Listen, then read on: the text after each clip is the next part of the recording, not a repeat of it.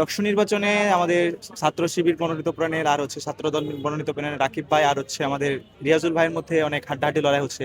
আমরা দেখতে পারতেছি গতকাল রাত থেকেই মনে হচ্ছিল যে একটা হাড্ডাহাড্ডি লড়াই হবে। আমরা আগে থেকে চিন্তা ভাবনা করতে পারছিলাম যে অন্যান্য পদে যাই হোক, আমাদের বিপি পদে যে আছে, আমাদের যে দুজন ক্যান্ডিডেট আছে, দুজন ক্যান্ডিডেটই অনেক ভালো, অনেক সমৃদ্ধ।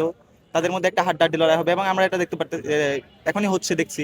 মাত্র 15টা মেবি 15টার মতো কেন্দ্র করাই ফলাফল ঘোষণা করা হয়েছে। সেখানে আমাদের ছাত্রদল মনোনীত প্যানেলে যিনি বিপি পদে দাঁড়িয়েছেন উনি হচ্ছে প্রায় এখন 134 বা প্লাস, 150 প্লাস আগে আছে।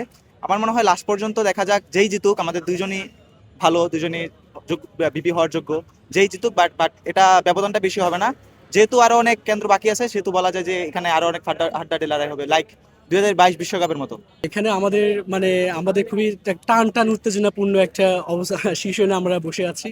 যে হচ্ছে আমরা যখন 7 থেকে 8টা যখন কেন্দ্র রেজাল্ট দিয়েছিল, তখন দেখেছি যে একবার হচ্ছে রাকিব ভাই আগে যাচ্ছে, আরেকবার রিয়াজুল ভাই আগে যাচ্ছে। তো এখন পর্যন্ত 17টা কেন্দ্রের রেজাল্ট পাবলিশ হয়েছে, এখন পর্যন্ত রাকিব ভাই আগে এগিয়ে আছে। তো তো আশা করি রাকিব ভাই ইনশাল্লাহ শেষ পর্যন্ত এইভাবে আগায় থাকবে এবং উনি ভিপি নির্বাচিত হবেন। এবং উনি আসলে জগন্নাথের স্বার্থে যত যৌক্তিক আন্দোলন ছিল সব ক্ষেত্রে ওনার অগ্রণী ভূমিকা ছিল। এবং উনি শুধু জগন্নাথ বিশ্ববিদ্যালয়কে দিয়ে গেছে, এখন ওনার পাওয়ার সময় এসে গেছে। আমরা ওনাকে কতটা দিতে পারছি, এটা একটা বড় বিষয়। ভিপি পদে আমাদের রিয়াজুল ভাই এবং রাকিব ভাই দুজনই খুব হাড্ডাহাড্ডি লড়াই চলছে। আসলে আমাদের জগন্নাথে আমরা যে যে পরিমাণে স্যাক্রিফাইস করি, যে পরিমাণে কম্প্রোমাইজ করি, আমাদের এখানে আপনি যাদেরই দেখবেন, যত জবিয়ান আছে সবাই যোগ্য, সবাই আন্দোলন সংগ্রাম সবকিছুতে অনেক কষ্ট করে।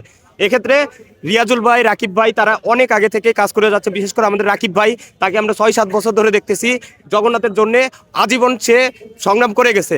আর তার ব্যবহার, তার আচার আচরণ, কোনো সবকিছুতে আমাদের জগন্নাথবাসী সবাই রাকিব ভাইয়ের প্রতি খুবই আশাবাদী। এখন দেখা যাচ্ছে কি হয়, আমরা আশা করছি রাকিব ভাই জন্য ভালো কিছুই হবে। তবুও রিয়াজুল ভাইও সে খুবই ভালো মানুষ, সে সবার সাথে খুব ভালো সম্পর্ক বজায় রেখেছে। এখন আমরা আশা করি তাদের এই হাড্ডাহাড্ডি শেষ পর্যন্তই যাবে এবং সবশেষে যে প্রার্থী যোগ্য হবে জগন্নাথ তাকেই নিয়ে সেই নির্বাচিত হবে ইনশাল্লাহ। লড়াই অনেক হাড্ডাহাড্ডি হচ্ছে। সকালবেলা উঠেই দেখতে পেলাম যে রিয়াজুল ভাই অনেক এগিয়ে আসছে, শিবিরের সমর্থিত। কিন্তু বর্তমানে দেখতে পাচ্ছি যে রাকিব ভাই এগিয়ে আসছে। তো অনেক এখনো অনেকগুলো ডিপার্টমেন্ট বাকি আছে দেয়ার রেজাল্ট। তো আমার সব মিলে মনে হচ্ছে এখনো খুব বেশি কনফিডেন্স নিয়ে বলা যাচ্ছে না যে কে জিতবে, কিন্তু দেখা যাচ্ছে খুব কম ব্যবধানে জিতবে এমনটাই সবাই আশাবাদী। এবং আশা করি রাকিব ভাই ভিপি হিসাবে জয়যুক্ত হবে। আসলে এটা এভাবে ডিরেক্ট বলা যায় না যে কে জিতবে, তবে আমাদের এখানে ভালো ফাইট হচ্ছে। তো এখন পর্যন্ত স্টিল নাও সব মিলে ওভারঅল রাকিব ভাই 150 ভোটের প্লাস ব্যবধানে আগে আছে। তো এই, যদি অনেক কিছু হতে পারে, মনে করেন এগুলো তো প্রত্যেকটা ডিপার্টমেন্টে এক এক রকম ফলাফল হয়, ডিপার্টমেন্ট ওয়াইজ। কিছু কিছু ডিপার্টমেন্ট শিবিরের ফেভার করছে, আবার কিছু কিছু ডিপার্টমেন্ট ছাত্রদলের ফেভার করছে। যেমন আমরা যদি একটু দেখেন নাট্যকলা, সঙ্গীত, ওই টাইপের চারুকলা, ওই ডিপার্টমেন্টগুলো কিন্তু শিবিরকে তেমন একটা বুট দেয় না। ওইখান থেকে ম্যাক্সিমাম এমন বুট পেয়েছে আমাদের ছাত্রদল প্যানেল থেকে রাকিব ভাই।